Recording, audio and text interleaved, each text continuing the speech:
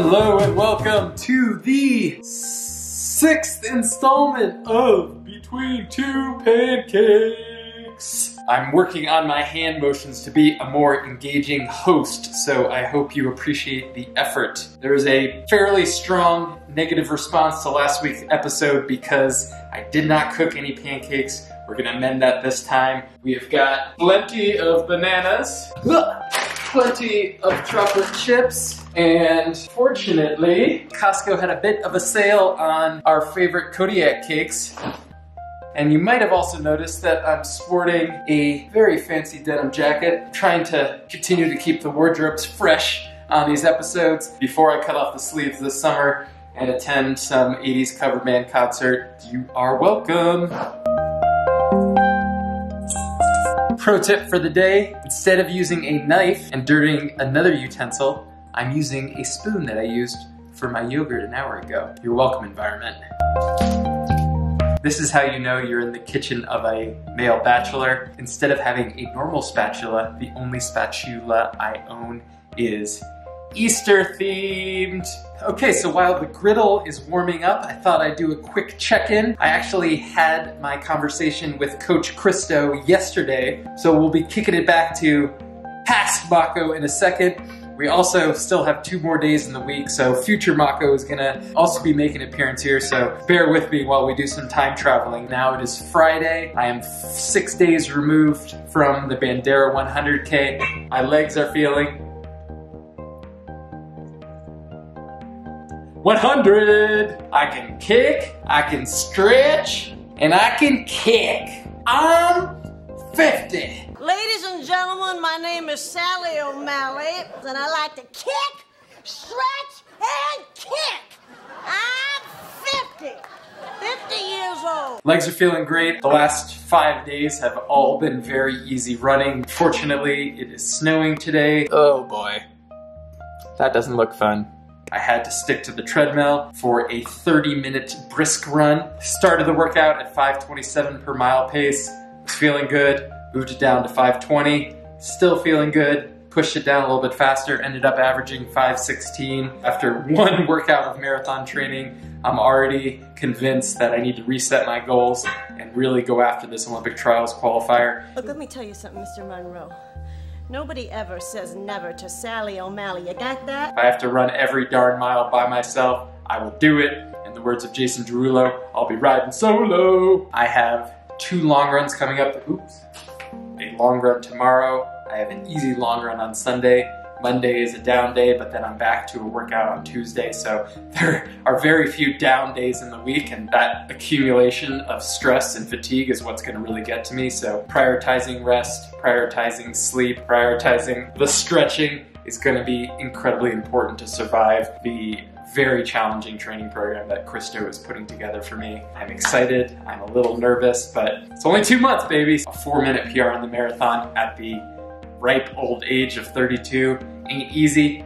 I'm 50. For now, the chocolate chips are staying. Pancakes will never go away because I've got a recurring talk show that I need to host. Next week is gonna be the first real challenge, so excited for what's to come ahead. Fartlek Tuesday, Hill repeats Thursday, and a marathon on Sunday. Now I'll be kicking it over either to future Chris or past Chris. I'm not quite sure, but hopefully either one of them is having a better hair day than I am right now. 6 months to Western States, 2 months to Wichita. Let's do this.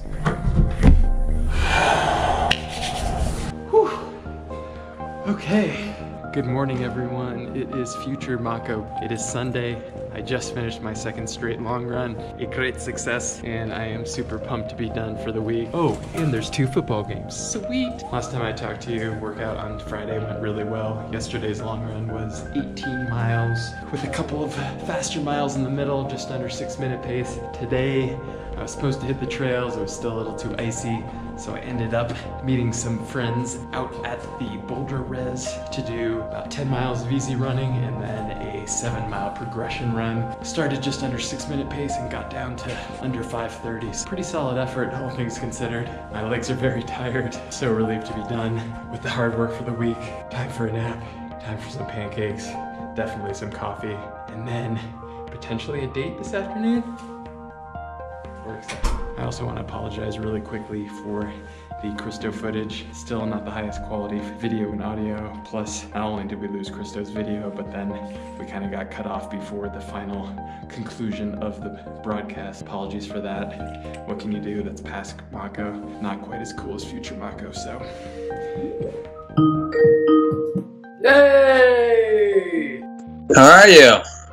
I am good. I am. Woo! The shirt was stinky yesterday when it was my second time wearing it in a row, but 3 straight days of runs with the same shirt. That'll do it.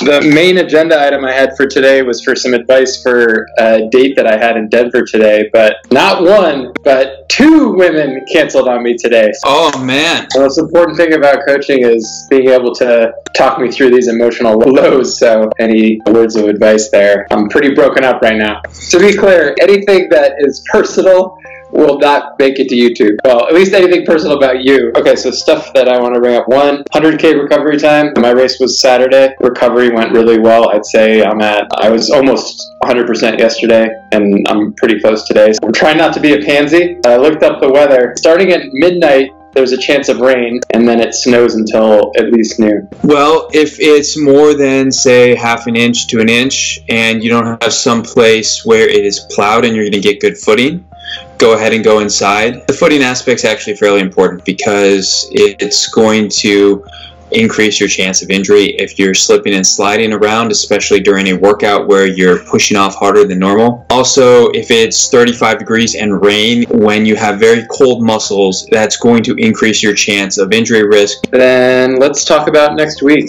Right, so for the first week, you've got your maintenance runs, we've got strides put in there as well, and you've got your long runs. Maintenance run effort, you're a little special case here because you are coming, we're bringing your pace down, and so we've kind of got 2 maintenance run paces for you. For the workouts on Tuesday, since you did a brisk run, tempo run effort on Friday, Tuesday is going to be a fartlek. And fartlek is all effort based. We want it to be about 95% effort by the end of the workout. You're going to be running hard at the beginning, but this is 95% for the total duration, not for the first 5 minutes. And I have put in the particulars for the fartlek. It's going to be 3 minutes on, 2 minutes off. That is a good ratio of rest for you to start with.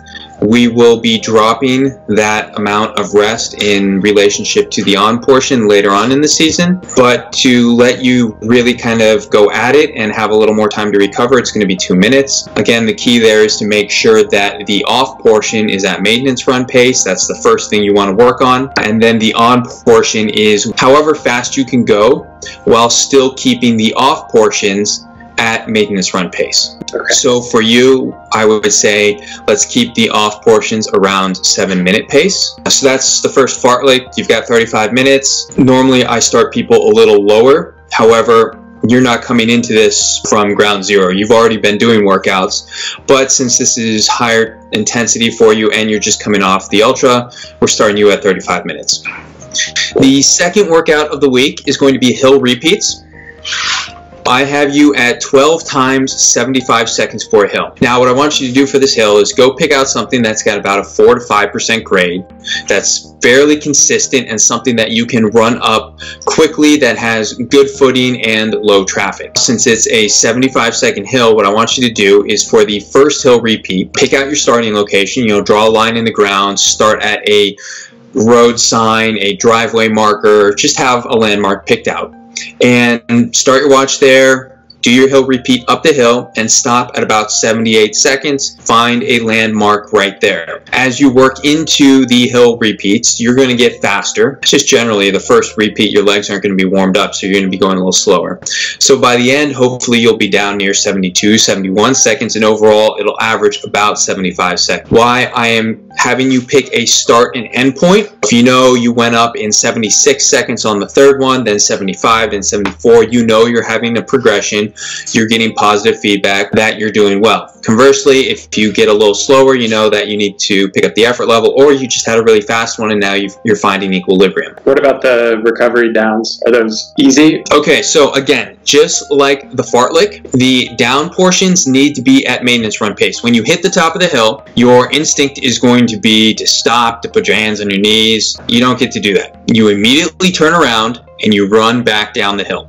And when you hit the bottom, you go past the start line, turn around, and then run into it, and there is no stopping in this. This is a continuous effort for the duration of the 12 repeats. And the reason for this is also an aerobic workout where we never want your heart rate to drop below a certain level. We want to keep it elevated the whole time, and you do this by not taking a rest or walk or sprinter shuffle when you're coming back down the hill or at the transition points when you turn around. So the big key here is to make sure the off portions you're jogging down and the up portions are at about 90% effort. So this is not as intense as the fartlek. However, when you're jogging downhill, that's going to give you a boost in your speed. So you're going to be at regular maintenance run pace down the hill, and then you turn around and you go right back up. So basically, this is a defined fartlek where you're going up and down the same portion every time, but the intensity is not quite as high as the fartlek overall. Okay. And then Sunday, I'm going to be in that marathon. You're in a marathon Sunday? The rock and roll one. So this is news. I emailed it to you. The first all right, let me pull this up. All right. Oh, that's a lovely angle. Thank you. Oh yeah, let me open that up for you. Okay, which marathon is this? Phoenix Rock and Roll. Yeah, I didn't realize that was so soon either. So you want to do this fast, yes? I wouldn't mind having the option if my legs are feeling good to be able to run quickly. I would prefer not changing the workouts, but maybe move Friday to Thursday. What I would consider moving the workout to Thursday. Hills is a great repeat to do that because they don't beat your body up too much. You come off of those very quickly. Why don't we keep the 2 long runs in?